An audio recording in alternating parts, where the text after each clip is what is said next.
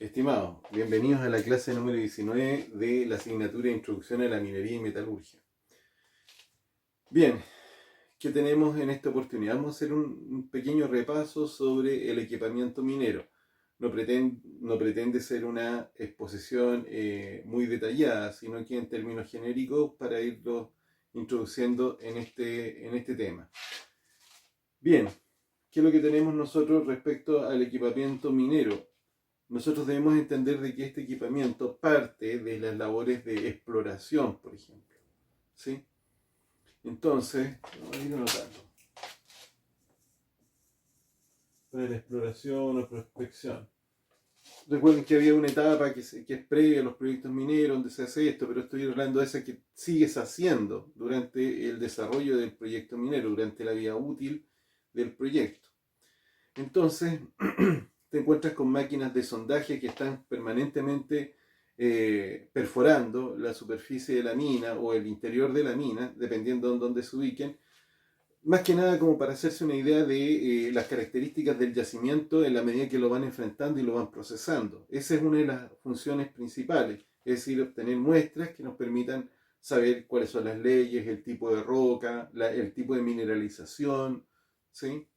Las leyes por un asunto comercial, el tipo de roca más que nada es por el tema de la fragmentación para la tronadura, y la mineralización, bueno, en el fondo es información metalúrgica que debería, después me preguntan por qué digo que deberían, enviárselo a los departamentos de metalurgia para que esto se utilice en la definición de los parámetros de operación metalúrgica en la planta. ¿Ya? Tenemos eso.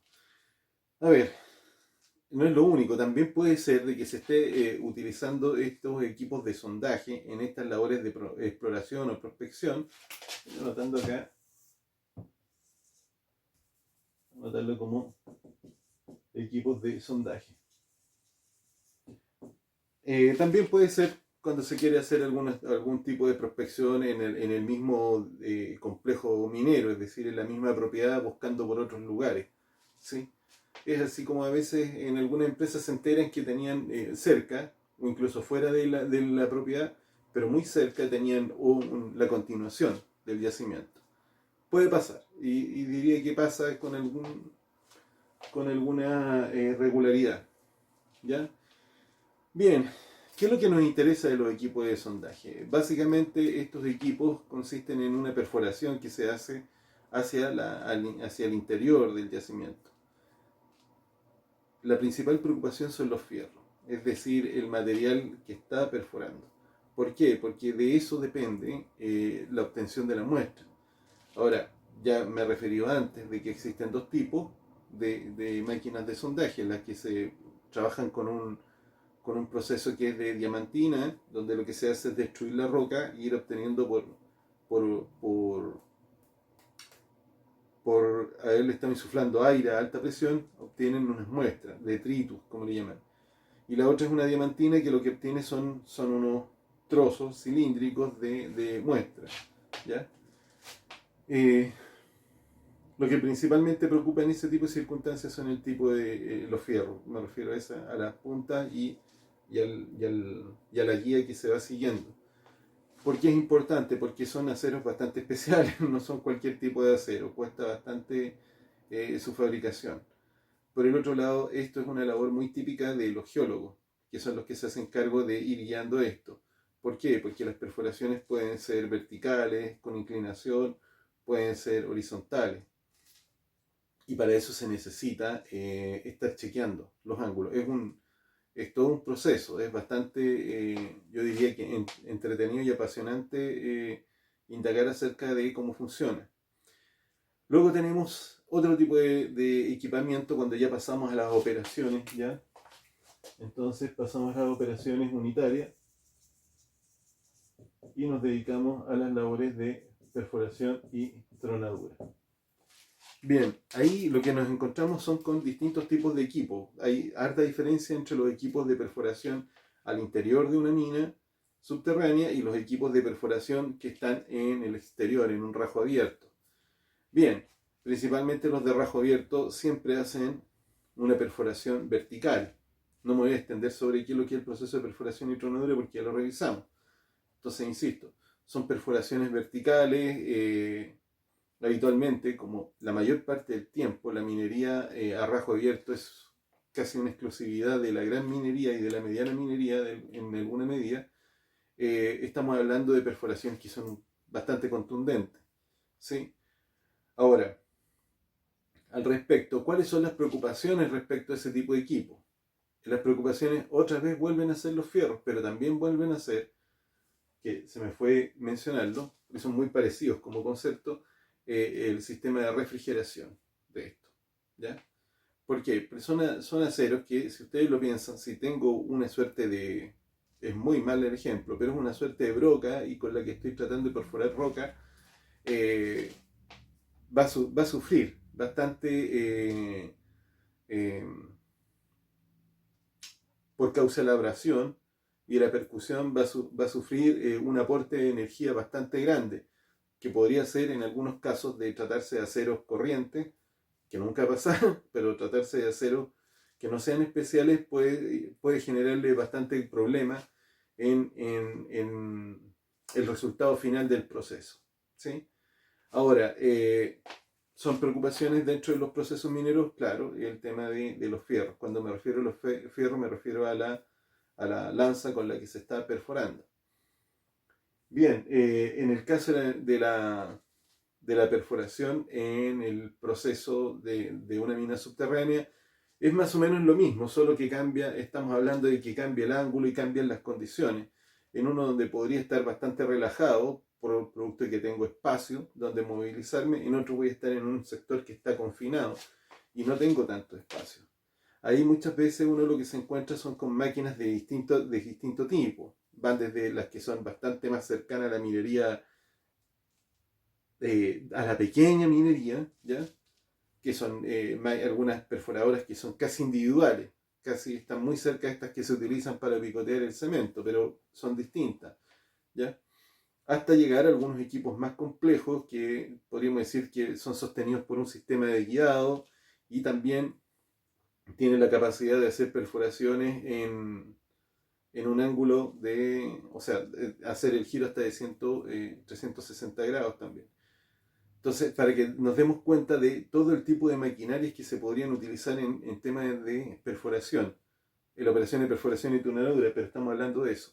Ahora, adicionalmente, estos equipos de perforación,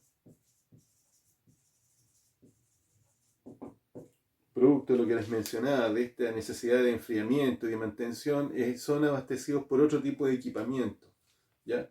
Lo que les suministran agua, electricidad y también otros equipos que tienen que ver con aspectos relacionados con el servicio. En algunos casos también de tratarse, eventualmente podríamos encontrarnos con algunos equipos de apoyo neumático, es decir, que meten aire a presión. Eso es por mencionar algunos equipos adicionales, no tan importantes como los que acabo de mencionar, pero son adicionales, están ahí siempre juntos, ¿ya? Bien, luego nos vamos a los procesos de cargueo y transporte, donde nos vamos a encontrar con palas y cargadores. Principalmente las palas se denominan algunos equipos que tienen la capacidad de sacar desde arriba el material que ha sido ya tronado, ¿sí? Y subirlo a un camión. Se le denomina así por la condición que tienen. Uno los ve y se trata de equipos que funcionan más o menos así. Esto es, con mucha imaginación, uno de esos equipos, ¿ya? Entonces desde aquí se saca el material y se traslada hacia un camión. Ese tipo de equipo se llama pala. Ahora, tienen características especiales. Piensen, si tienen este tipo de diseño, los sistemas de estabilización para estas máquinas tienen que ser especiales y la forma de movilizarse también. Es por eso que uno empieza a ver en este tipo de equipamiento que en vez de utilizar ruedas, en algunos casos nos encontramos con orugas, para que se vayan haciendo alguna idea al respecto, ¿ya? Bien, por otro lado, nos encontramos con otro tipo de equipos que se utilizan en las mismas labores, que son los cargadores. A diferencia del que acabo de mencionar, estos son más o menos, voy a dibujarlo de la misma forma, ¿ya? Estos están constituidos por un balde que lo que hace básicamente es sacar desde abajo, actúan igual que una pala de las que uno utiliza en los jardines, retira el material, lo levanta y lo desplaza y lo descarga en un camión, ¿ya? Ahora, en ambos casos es evidente que tienen que tener también equipamiento de soporte, pero más que cualquier equipamiento de soporte, uno diría tienen asociados servicios de soporte como son el mantenimiento, ¿ya? Piensen ustedes que estos equipos son de unas prestaciones y una capacidad, o sea, unas prestaciones que requieren un esfuerzo energético muy importante, muy considerable. Por lo tanto, están sujetos a todo tipo de acciones, por ejemplo, las rocas, las acciones del tiempo, la fuerza que tienen que estar utilizando. Por lo tanto, los servicios de apoyo de mantenimiento son tremendamente relevantes en este tipo de maquinaria. Está en la situación de que si no tienes uno de estos equipos, es que directamente no puedes sacar el mineral de la mina, ¿ya? Para que podamos entender la relevancia que tiene. Ahora, nos encontramos con otro tipo de equipo que son para el movimiento de tierra. Y aquí es de lo más variopinto, porque nos vamos a encontrar con máquinas que, por ejemplo, lo que hacen, van a aparecer los famosos rodillos que uno a veces los ve cuando hacen algunas labores de arreglo de calle, ¿ya?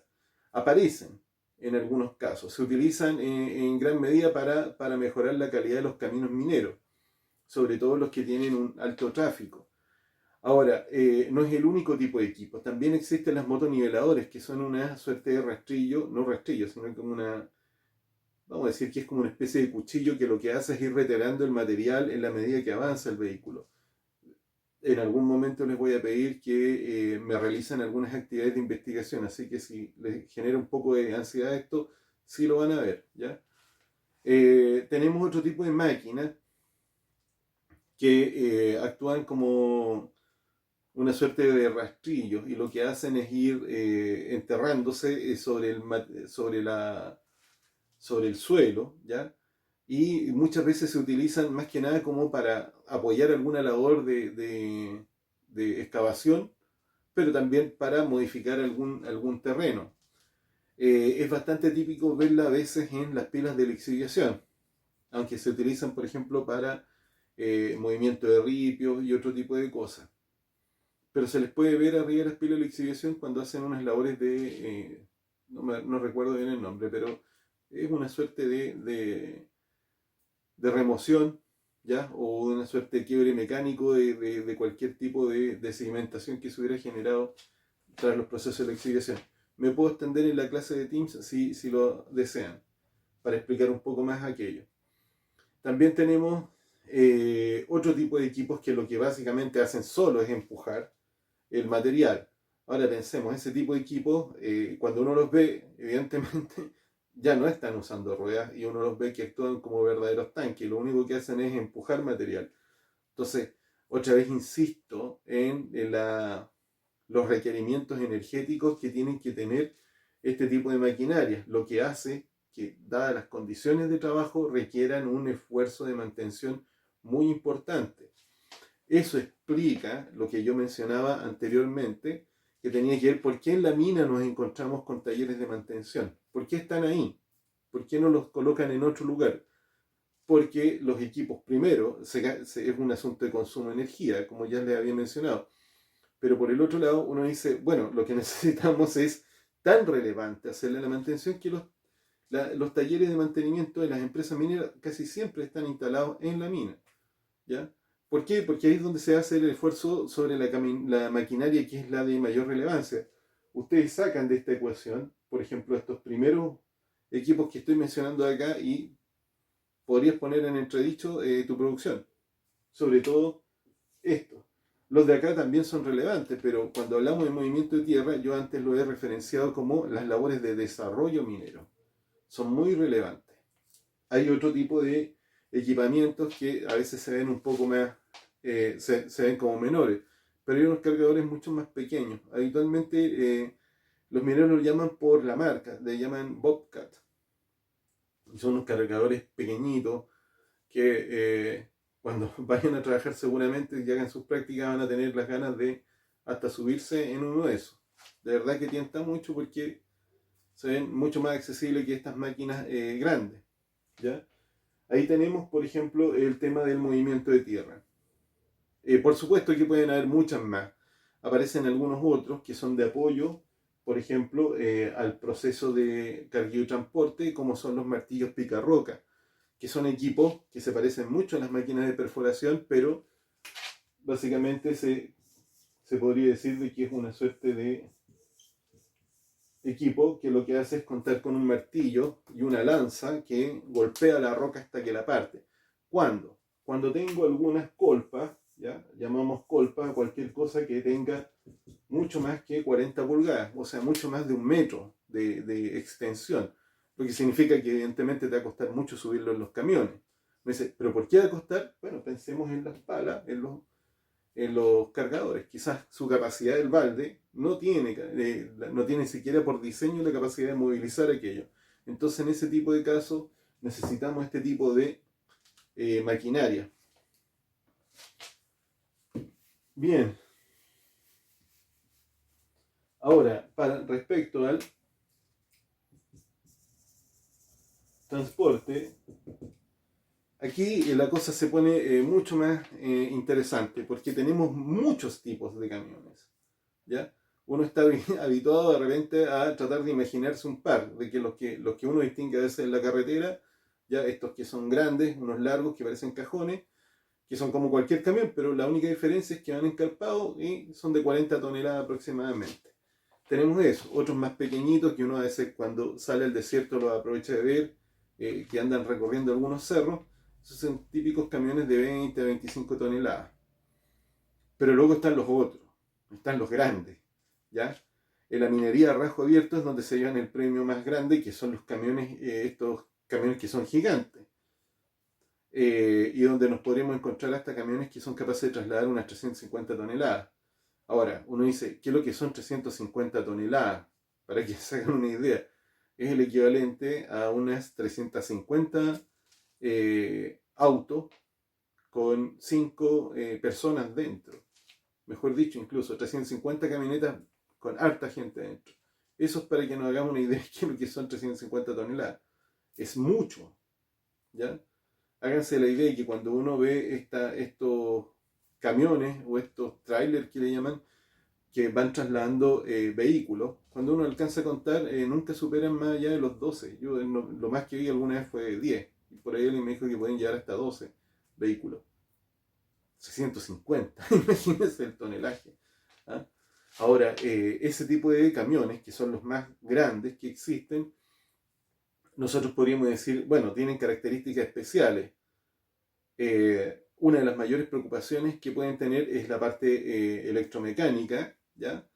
Aparece con mucha fuerza la necesidad de apoyo en el mantenimiento de los neumáticos, por ejemplo, de los motores, de sus componentes hidráulicos, por las características que tienen que tener. Si ustedes han visto algún video, se dan cuenta que estos son levantados, la tolva se levanta, la parte de atrás, donde se carga el mineral, se levanta con un sistema hidráulico. Y eso también, otra vez, tiene un requerimiento de energía muy alto. Pero aquí empiezan a aparecer otro tipo de cosas que de alguna manera entre las palas y los cargadores también se ve. Y tiene que ver con la resistencia que tiene el cuerpo metálico de la tolva. Porque se genera todo un área de mantenimiento de ese tipo de estructura. Porque resulta que se pueden fracturar, no son cosas rígidas. Y si uno piensa la escala en la que están, ya estamos hablando de que cuando se hace algún tipo de reparación, los aportes en metal para rellenar algunas fisuras son bastante significativos y requiere un tipo de mantención que llama mucho la atención por lo tecnologizado que es. Uno se encuentra de que se hace mucha reparación utilizando máquinas termográficas o de rayos X, para que se hagan una idea de la magnitud. Esos equivalen a un edificio de unas 3 plantas a veces, de lo grandes que son estos camiones.